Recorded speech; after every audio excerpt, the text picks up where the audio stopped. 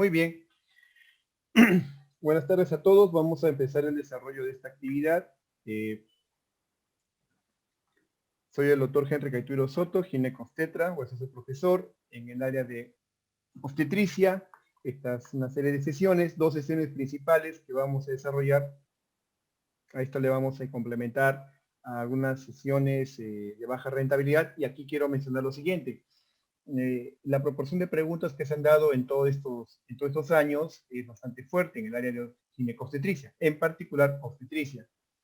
Por tanto, exige que le pongan punche a este curso, porque de verdad la proporción de preguntas es bastante importante. Y además hay capítulos que se han repetido, hay capítulos que tienen una frecuencia notable de preguntas que se van formulando en el tiempo. Así vamos a darle, pues, ¿no? Bastante dedicación a los tópicos como son las hemorragias de la primera mitad, segunda mitad, hemorragia posparto, el trabajo de parto anormal, lo que es la distocia, los trastornos hipertensivos, que están dentro del marco de lo que son las enfermedades médicas, el embarazo, la ruptura prematura de membrana, ¿sí? Y ya disminuyendo de proporción cambio fisiológico del embarazo, control prenatal, planificación familiar, infecciones durante el embarazo, de tal manera que les vamos a poner la dedicación respectiva, obviamente, con más puncha los capítulos que tienen una frecuencia alta de preguntas, lo que se le denomina, pues, tópico de alta rentabilidad. Bien, vamos al desarrollo. Los temas de alta rentabilidad, entonces, las actuaciones maternas del embarazo, las hemorragias en general del embarazo, hemorragia en la primera mitad, segunda mitad, las hemorragias posparto, la ruptura prematura, trastornos hipertensivos, y temas de baja rentabilidad, control prenatal, evaluación urinaria, pelorimetría. Esto lo vamos a ver ya de repente, un tópico muy aparte, complementado a estas dos presentaciones que se van a dar en esta fecha, los domingos. Vamos al de adaptaciones maternas al embarazo. Vamos con esta primera pregunta. Dice, gestante de 30 semanas que acude por aumento de volumen en miembros inferiores, que cede parcialmente al reposo, sin antecedente de importancia. ¿Por qué se produce este cambio? Vamos viendo las respuestas que van lanzando en el chat. A ver. Bien, hay una respuesta. Muy bien, muy bien. Ya. ¿Alguien me lanza algo diferente? ¿Sí? Correcto. El consenso hasta este momento, sí, se decanta por una, a ver, tres más que respondan. 3 más, 2 más. Muy bien, muy bien, muy bien. Excelente. Ya es un buen grupo que está opinando. Sí, en efecto, la clave A. Entonces la pregunta explora un aspecto fisiológico en relación al edema de los miembros inferiores. Eso lo vamos a ver un ratito. Es la clave A. La clave A. ¿Sí? La vamos a contestar en un rato. La clave A. Entonces el edema de miembros inferiores, que ocurre generalmente al inicio del tercer trimestre, este tipo de edema generalmente está asociado fisiológicamente a la compresión que ejerce el útero grávido en la vena cava inferior. Y nos vamos al desarrollo y vamos a comentar un rato, haremos un alto cuando estemos en ese tema. El útero en la mujer no gestante más o menos tiene un peso de 70 gramos, ¿sí? Y el volumen total es más o menos de unos 10 centímetros cúbicos, mientras que una gestante, el volumen aumenta notablemente, ¿sí? La capacidad de unas 500 a 1000 veces, ¿sí? De 500 a 1000 veces. Es más, el útero puede pesar más o menos, nos dice Williams, 1100 gramos, 1 kilo. De 70 gramos a 1 kilo. ¿Sí? Entonces hay un cambio notable en el volumen, y la masa del útero.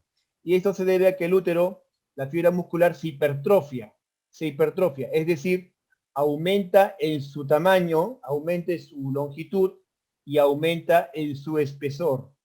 No hay más aumento del número de fibras. Lo que ocurre es que la fibra muscular se incrementa tanto en su volumen, en su longitud y en su espesor. Además también que hay acúmulo de tejido fibroso, ¿sí? Pero el más importante es con respecto al músculo en sí, al músculo uterino. Aumenta el volumen de la fibra muscular. Y después de las 12 semanas es por presión del producto de la concepción. Claro, también aquello está importantísimo. Después de las 12 semanas, el producto de la concepción, ¿sí? Al ir estirando, ocupando la cavidad endometrial, la cavidad endouterina, va a hacer que el útero también aumente de tamaño. O sea, complementa eso. Otra cosa importantísima, que el útero tiene una situación de dextrorrotación. El útero tiene una situación de dextrorrotación porque el colon sigmoides, pues está ubicado, pues, ¿no? Para la zona, a ver, para la zona izquierda en la pelvis. Entonces, esto empuja al útero, empuja el útero en su eje, haciendo que tenga un cierto grado de dextrorrotación. Otro hecho importante también es que el útero no es un órgano que está ahí flácido, está sin contracción, no, el útero generalmente tiene un tono. El útero generalmente tiene un tono. Hablemos de un tono basal, es decir, hay un grado de contracción básica incipiente en el útero, ¿sí? Sin embargo, hay una hormona importantísima que ayuda a que el útero también tenga un grado de, si no se puede decir relajamiento, ¿no? Relajamiento es la progesterona. Se dice que el embarazo es un estado progesterogénico. Es decir, que esta hormona, la progesterona, influye notablemente en el embarazo, haciendo que el útero, y valga en verdad, en buena parte de las fibras musculares cardíacas, tengan un cierto grado de relajamiento muscular, ¿no? Y ese efecto de relajamiento muscular se va a ver, pues, ¿no? Por ejemplo, en la fibra muscular que reviste los intestinos, las vías urinarias, haciendo que demore el vaciamiento digestivo, haciendo que demore incluso o se genere un fenómeno de estasis urinaria. Pero bueno, yendo al tema de lo que ocurre en el útero, entonces el útero que tiene un grado de tono basal y que gracias a la acción de la progesterona hace que esté quietecito, esté tranquilo, esté relajado, ¿sí? Más o menos al inicio del tercer trimestre, estamos hablando de las 28, 29 semanas, aparecen las contracciones fisiológicas de Braxton Hicks. Son contracciones esporádicas, ocasionales, que tienen que ver más que todo con una forma de preparación del útero para lo que va a ser propiamente el parto. Así es, el útero cuando ya se va acercando al tercer trimestre, ya se va acercando a las últimas semanas, el útero comienza a prepararse fisiológicamente para lo que vendría a ser las contracciones efectivas que van a haber un parto. Y esta preparación, este simulacro, más o menos vienen a ser las contracciones de Braxton Hicks, que son preparatorias, que no son dolorosas, que están ahí, digamos, fastidiando, pero propiamente causantes de dolor, de incomodidad, no, salvo en algunas mujeres que son muy sensibles y puede llevarle, pues, ¿no? Que acudan a la emergencia constituyendo lo que es, ¿no? Un falso trabajo de parto, ¿no? La precisión de un falso trabajo de parto. Otros cambios que también se van a ver a nivel del cuello uterino, a nivel del cervix, va a haber un ectropio cervical, el cuellito uterino tiene una parte que es el ectocervix, epitelio escamoso, y el endocervix, que es el epitelio glandular. Pues en el embarazo, este ectocervix va a exteriorizarse, va a hacerse más externo, constituyendo lo que es el ectropio, ¿no? El ectropio cervical no es patología. El ectropio es la eversión de la mucosa endocervical. También hay una mejor producción de moco pegajoso, y este moco, acuérdate que el moco cervical es el principal antiséptico de la vagina. El moco cervical es el principal antiséptico de la vagina que contribuye, pues, ¿no? A la limpieza normal de la vagina, ¿sí? Que contribuye a la leucorrea fisiológica. Pero también este moco en el cuello uterino va a ejercer un efecto de sello, de tapón, si se puede decir así, tapón. Y de hecho, cuando empiezan las contracciones del parto, cuando ocurren las contracciones del parto, este moco se va a comenzar a desprender junto con parte de células que están ahí en el cervix como sello, constituyendo un tapón sanguinolento, el tapón mucoso. Otro evento que se ve también a nivel endocervical endouterino es la reacción de Arias-Stella. La reacción de Arias-Stella, y debo mencionar, este es un aporte peruano, Javier Arias-Stella es un eminente patólogo peruano que en el gobierno de Fernando Belaúnde Terry fue ministro de Relaciones Exteriores. Pero bueno, ¿qué pasa con este fenómeno de Arias-Stella? Ocurre que Javier Arias-Stella, ya en los años 70, 80, hizo un notable descubrimiento en biopsias endometriales endocervicales, ¿sí? En biopsias endocervicales endometriales, de mujeres que tenían embarazos ectópicos, por decir. ¿Y qué es lo que encontraba? Que había una hiperplasia de células, de glándulas endocervicales y apariencia hipersecretora. Este fenómeno muy particular que se ve, pues, ¿no? Cuando hay un embarazo, se le conoce como reacción de Arias-Stella. Y es importantísimo, pues, ¿no? Era como un concepto muy importante para poder diferenciar incluso los embarazos ectópicos cuando leo más adelante. Definitivamente, este aporte, bueno, con el tiempo se ha ido cayendo porque la evidencia encontró que no es tan patognomónico tan exclusivo. También puede darse este fenómeno de Arias-Stella en úteros en etapa proliferativa o en etapa secretora. Así que esto es importante tenerlo en cuenta, ¿no? De esto han hecho alguna que otra pregunta, es bueno tenerlo en cuenta. La pregunta que me hace de qué frecuencia e intensidad la contracción de Braxton-Hicks en frecuencia es esporádica, van aumentando conforme llegas al final del embarazo, a las 37, 38 más intensas, se hacen más intensas, no son francas contracciones de parto, recuerda que la contracción de trabajo de parto es de 30 a 50 mililitros de mercurio. En cambio aquí en Braxton-Hicks más o menos llega a los 25 milímetros de mercurio. A los 25, casi arañando, llega al umbral de la contracción. Dicen de 10 a 25 milímetros de mercurio. Entonces la intensidad de las contracciones es una intensidad definitivamente menor a la de un parto, que es de 30 a 50. Y segundo, no es de frecuencia, no tiene un patrón, sino es esporádica. Vamos avanzando. A nivel del ovario, tenemos el cuerpo lúteo que funciona al máximo las primeras 6 a 7 semanas.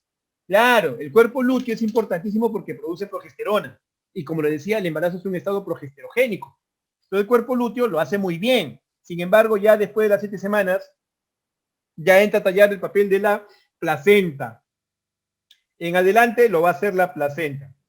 De hecho, el cuerpo lúteo va a seguir produciendo progesterona 8, 9, 10, 11, 12 semanas, de repente arañando hasta las 20, pero su papel importantísimo está en las primeras 7 semanas.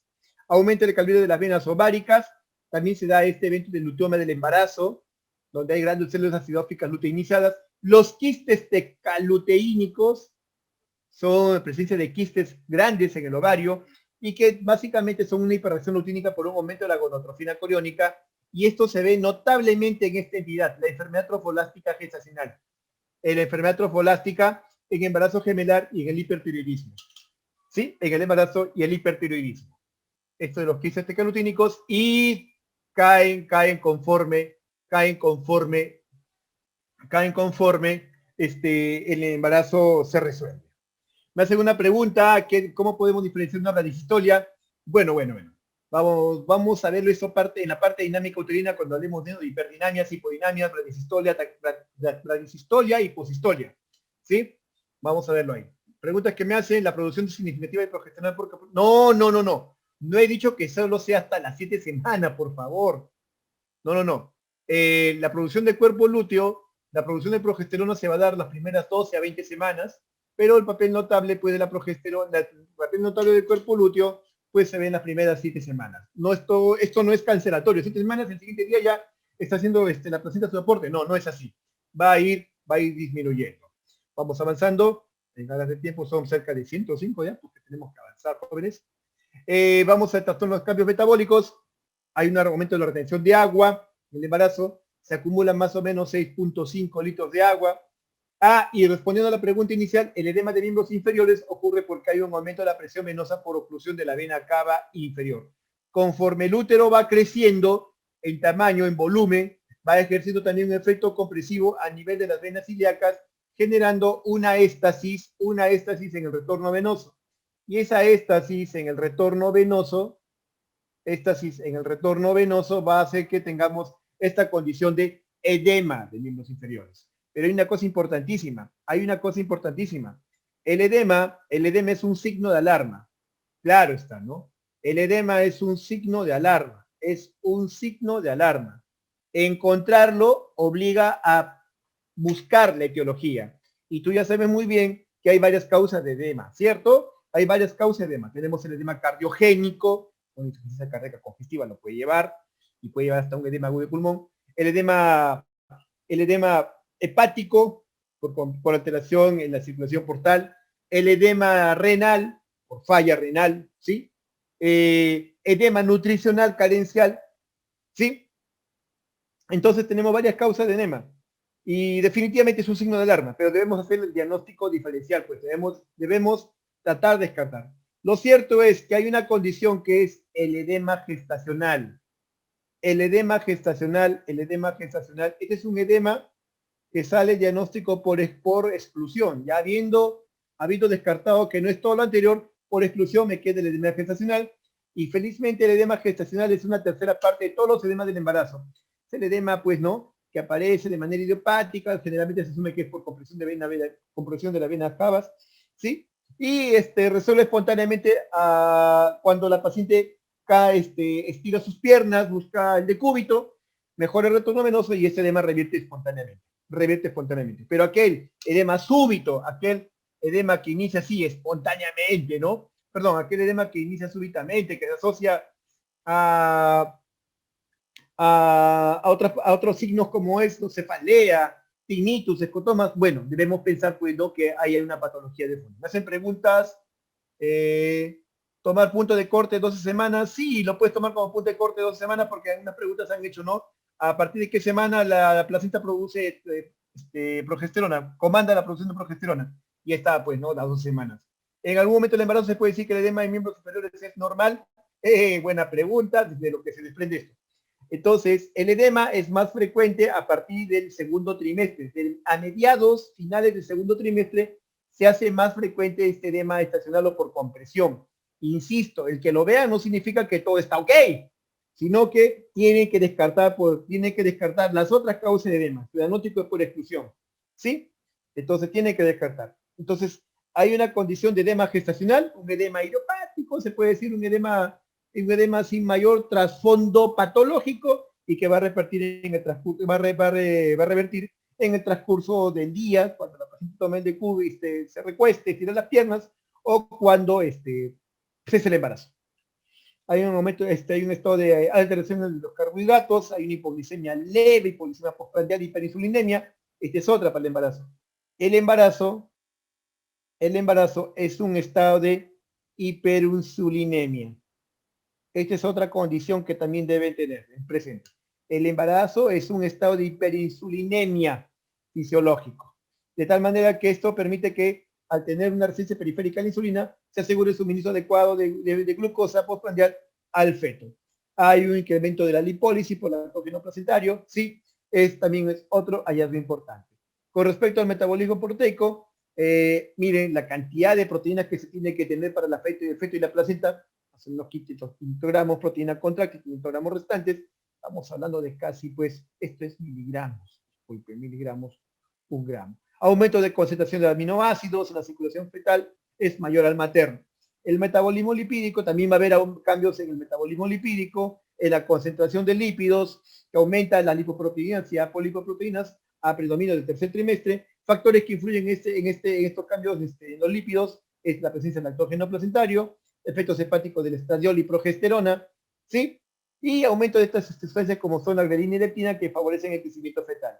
Otros cambios que se van a ver es el metabolismo de electrolitos y minerales, el sodio y potasio mantiene las concentraciones, aumenta la tasa de filtración glomerular, aumenta la resolución pulmonar, y el calcio, sí, el calcio se mantiene, el calcio disminuye el que está unido a la proteína y el calcio iónico, el calcio libre, se mantiene.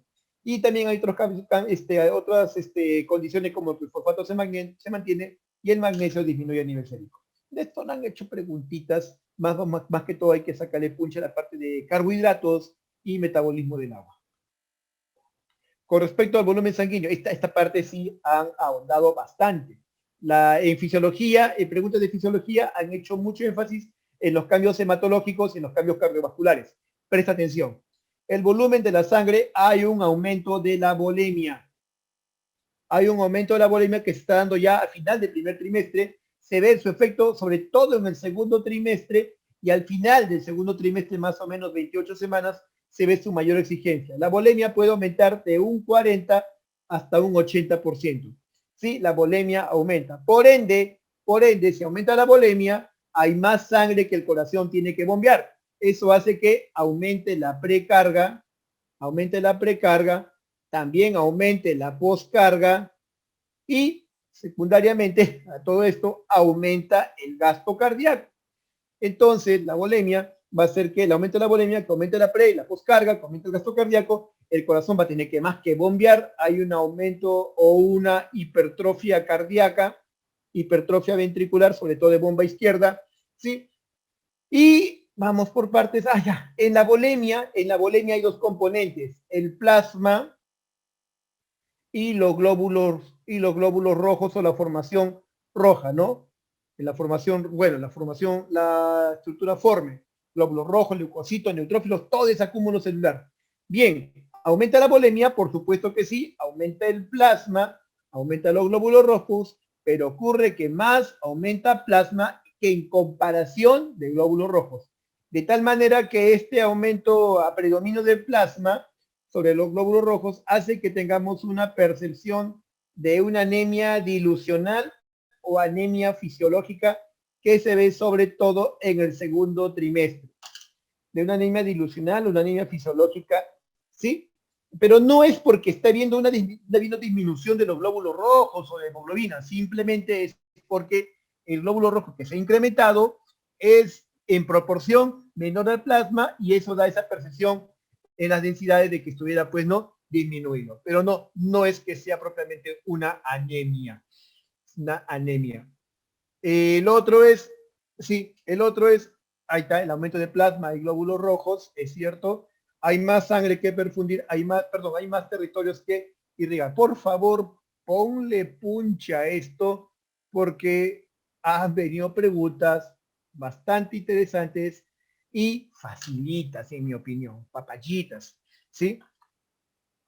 Entonces no se lo pueden perder. En la coagulación, el embarazo es un estado de hipercoagulidad. Te lo resumo con esto. Mira, ya van tres. El embarazo es un estado progesterogénico. El embarazo es un estado de hiperinsulinemia. El embarazo es un estado de aumento de la coagulación. Hipercoagulabilidad. Te lo pongo acá para que no se lo olvide.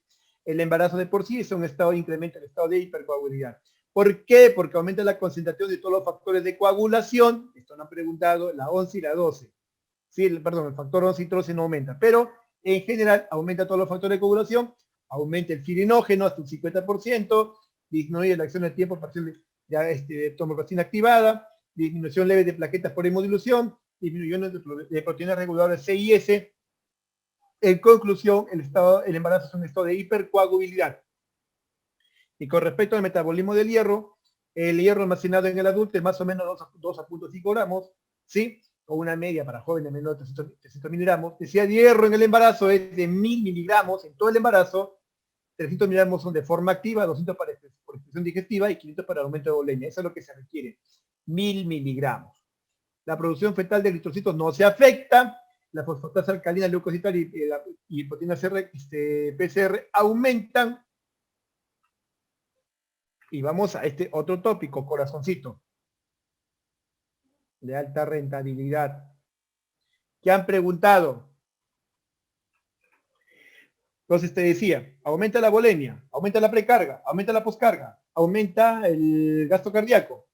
El corazón, para poder compensar ese mayor manejo de volumen, se desarrolla más y hay un aumento del ventrículo, ¿sí? Del ventrículo izquierdo.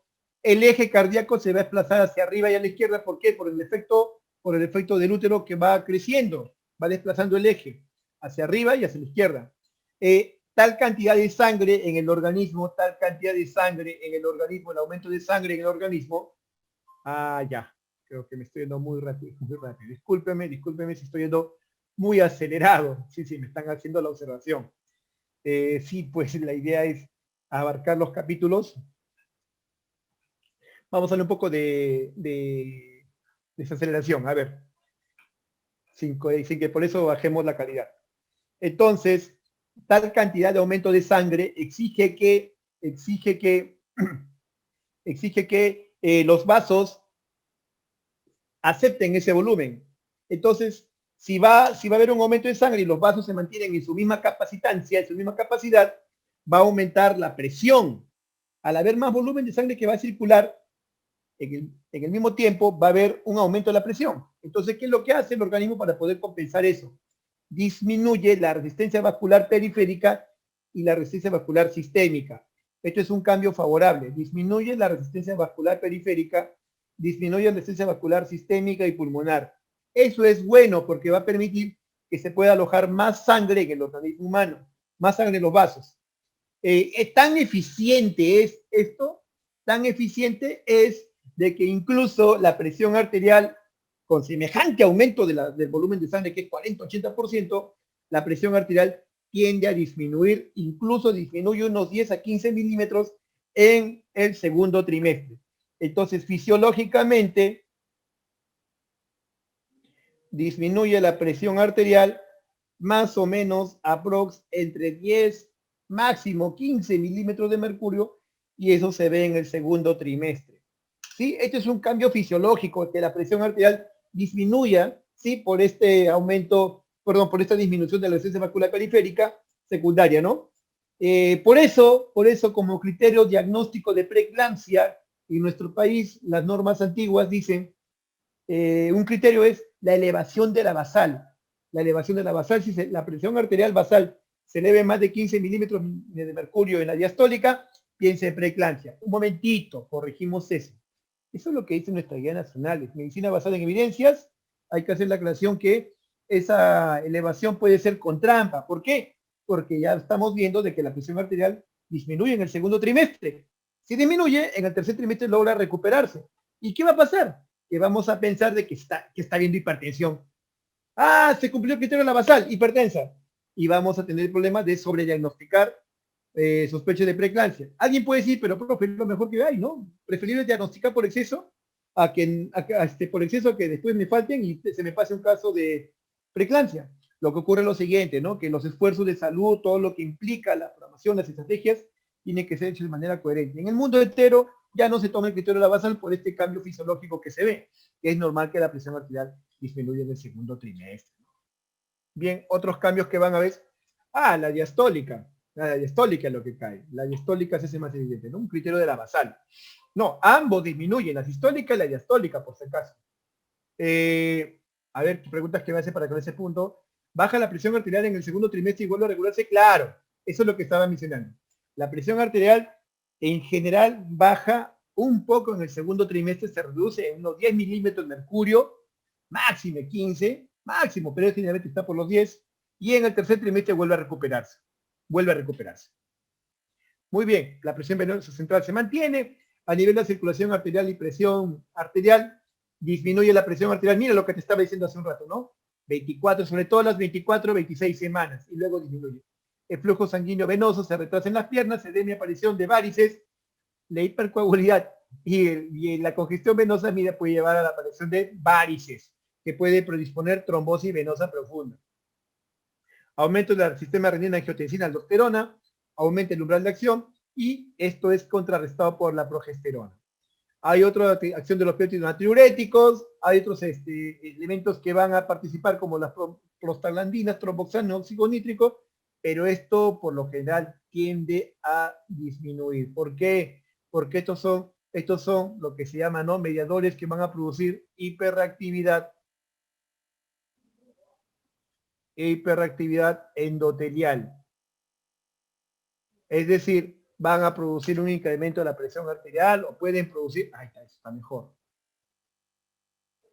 Incrementan la presión arterial y de hecho cuando revisamos, ¿no?, específicamente la subespecialidad, la patología, la fisiopatología de la preeclampsia, ocurre que justamente el tromboxano, el prostacyclina, óxido nítrico están elevados.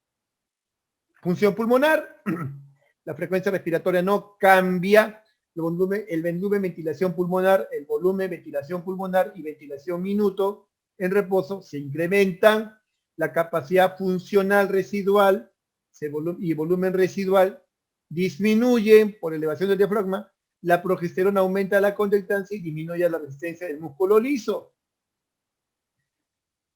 La distensibilidad pulmonar no cambia y la capacidad pulmonar total, y la capacidad vital se mantienen normales. Entonces, esto para tenerlo presente con respecto al equilibrio óseo básico, el embarazo es un estado de disnea fisiológica. Otra más, el embarazo, creo que con estos tipsitos no se te va a olvidar, es un estado de disnea fisiológica Y a esto le podemos producir, ¿por qué? Porque hay un estado de alcalosis también fisiológico. La curva de sucesión del oxígeno se va hacia la derecha, es más captador de oxígeno, hay alcalosis respiratoria por incremento del oxígeno, efecto Bohr, y el aumento de 2,3-trifosfoglicerato. Vamos viendo, así como en la sangre aumenta la bolemia, así como en la sangre aumenta la bolemia, aumenta la tasa de filtración glomerular. Hay más sangre que filtrar en las asas de Henle, en el glomérulo, y por tanto aumenta la tasa de filtración glomerular, aumenta el flujo plasmático renal, se da un aumento de la polaquiuria, hay polaquiuria por aumento de la tasa de filtración glomerular, hay incremento de ciertas sustancias como la calicreína, se pierde más aminoácidos y vitaminas hidrosolubles, disminuye la creatinina sérica y aumenta la población un 30%. Esto es con respecto a cambios renales. Y en uréteres hay un hecho importantísimo. Los uréteres y la vejiga sufren la acción de ¿quién? De la progesterona, hablábamos eso un rato, que va a producir, ¿no?, un cierto enlentecimiento en el vaciamiento de estos conductos, porque va a actuar la progesterona en los músculos lisos. Eso va a hacer que se genere éxtasis. Y además, el efecto mecánico, vamos a poner acá, un efecto mecánico ¿de quién? Del crecimiento uterino. Entonces, eso va a disponer, ¿qué va a predisponer? Que haya una hidronefrosis fisiológica, carambolas, una cierta hidronefrosis fisiológica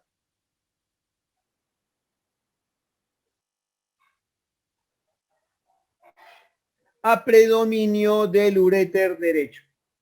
Entonces, todos estos cambios por el crecimiento uterino, por la actividad de la progesterona, se produce un cierto grado de hidronefrosis más a predominio del uréter derecho que el izquierdo, ¿sí? Y otro hecho importantísimo, que de alguna manera estas circunstancias pueden favorecer las infecciones urinarias. De hecho, en el embarazo, la primera patología intercurrente son las infecciones urinarias.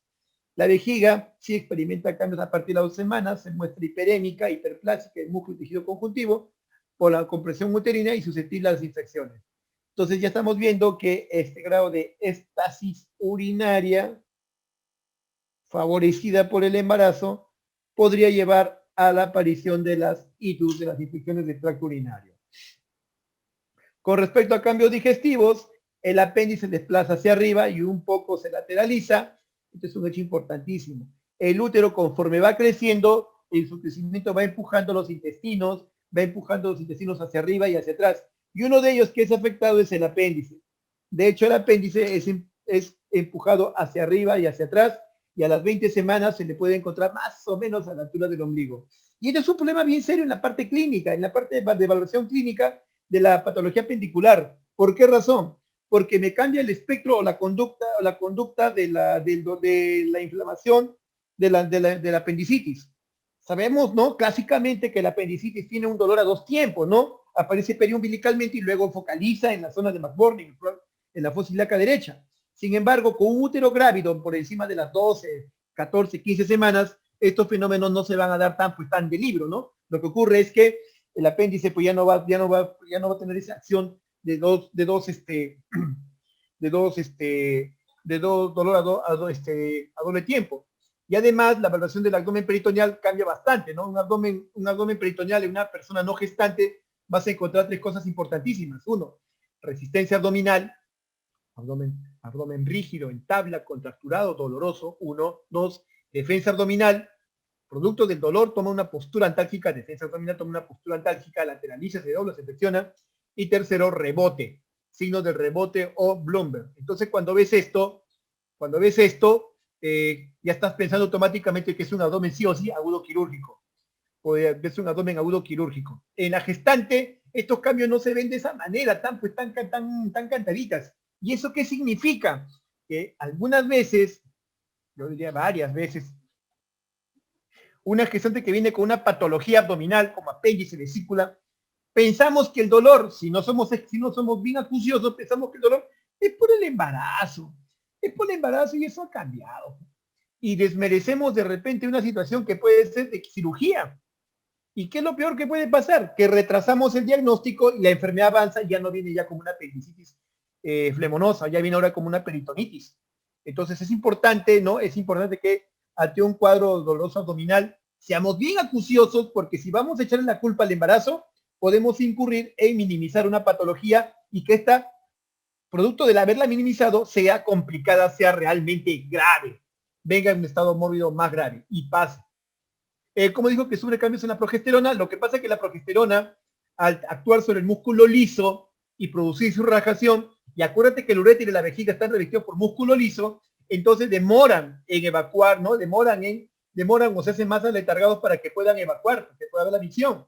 ¿Y qué va a ocurrir? ¿Qué va a significar eso? Que favorece, en cierta forma, el éxtasis. Además, el útero, al ir creciendo, comprime a la vejiga ya no va a tener la misma capacidad de orinar, de llenarse y poder orinar, sino que ahora con tan poquito se llena y va llama constantemente al baño urinario. Conforme el embarazo está más avanzado, la gestante va a tener más frecuencia de ir al baño y ir a orinar. Pero no porque sea una infección urinaria, sino porque hay este evento mecánico.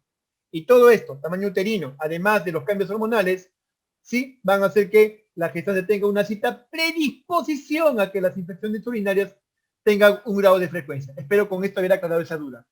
Durante el trabajo de parto, el tiempo de vaciamiento gástrico puede prolongarse aún de manera considerable. Esto es una cosa que es llamativa, ¿no? Pacientes que han sido sometidas a cesárea después de un parto, curiosamente, hacen estreñimiento, 2, 3 días, 4 días. Y tendrá que ver, pues, ¿no? la acción del embarazo del puerperio. Aún disminuye la presión intraesofágica, disminuye la presión intragástrica. Hay una condición llamativa en las encías de la gestante que se llama epulis, que es la inflamación de las encías, una encía hiperémica. Aumenta el flujo hepático, disminuye el diámetro portal, aumenta la fosfatasa alcalina, disminuye ciertos transaminasas, disminuye la concentración de albúmina sérica, porque hay un aumento de volumen de distribución, y disminuye la contractibilidad de la vesícula biliar. ¿Adivina por quién? Por la progesterona. Y en lo que respecta al vaciamiento digestivo, ¿sí? Al vaciamiento gástrico, también aquí el vaciamiento gástrico en el embarazo también tiene un papelito la progesterona. Por eso, pues, ¿no? Las gestantes cuando se alimentan demoran en ocuparse, ¿no? Ya si yo me ocupaba todos los días, hasta 2 veces al día, ahora me demoro 2 días, cada 2 días, cada 3 días tengo que ocuparme. Bien, vamos avanzando. Otros cambios que se ven a nivel endocrino, la glándula hipoficiaria crece en un 135%, ¿sí? Hasta la semana 17, la placenta es principal fuente de hormona de crecimiento para el crecimiento fetal, aumenta la concentración de prolactina que asegura la lactancia, la prolactina se encuentra en líquido amniótico, permite la transferencia de agua al feto, previene la deshidratación. Entonces aquí los cambios que vamos a ver llamativos, aumento de la hipófisis en tamaño, aumenta la concentración de prolactina, y hay un efecto de retención o de transferencia de líquido al feto, evitando la deshidratación. A nivel de las suprarrenales, aumenta la concentración de cortisol, la hormona de inocorticotropina aumenta la aldosterona, este andrógeno producido en las glándulas suprarrenales de hidroepiandrostenediona disminuye, aumenta la androstenediona y testosterona total, ¿sí? En la glándula tiroides hay un crecimiento moderado por hiperplasia glandular. Hay un crecimiento de las glándulas tiroides. Y acá hay un detalle importantísimo que debemos tener en cuenta. La glándula tiroides produce las hormonas T3 y T4. Pero también la glándula tiroides sufre la acción notable de hormona estimulante de la tiroides, la TSH. Pues ocurre que todas estas hormonas, tienen una analogía estructural con la gonadotrofina coriónica. De hecho, en términos coloquiales, son primos hermanos. Comparten la misma estructura química, de tal manera que cuando hay un estado de hipertiroidismo, no es raro encontrar de manera cruzada un incremento de la gonadotrofina coriónica, y ya vamos a ver que el aumento desmesurado de gonadotrofina coriónica en una gestación puede llevar a hiperemesis gravídica. Y acuérdate que hiperemesis gravídica es la enfermedad de náuseas y vómitos del embarazo que se ven en las primeras 14, 16 semanas. Solo por mencionar, ¿sí? Entonces, eso hay que tener en cuenta. La hiperemesis, me pregunta subunidad alfa. Mira, vemos con lo que respecta a la gonadotrofina o la subunidad beta. No le encontró yo mucha aplicabilidad a la subunidad alfa. Concentración de la hormona estimulante de la tiroides, TRH, no aumentan, pero cruzan la placenta y pueden estimular la hipófisis fetal. Aumenta la globulina de unión hormonas tiroideas En la glándula paratiroides disminuye el calcio y magnesio, aumenta la paratormona, que va a producir un hiperparatiroidismo fisiológico. Aumenta la calcitonina, la vitamina D predispone en el hígado la conversión de ciertos electrolitos, de ciertos compuestos metabólicos para el organismo.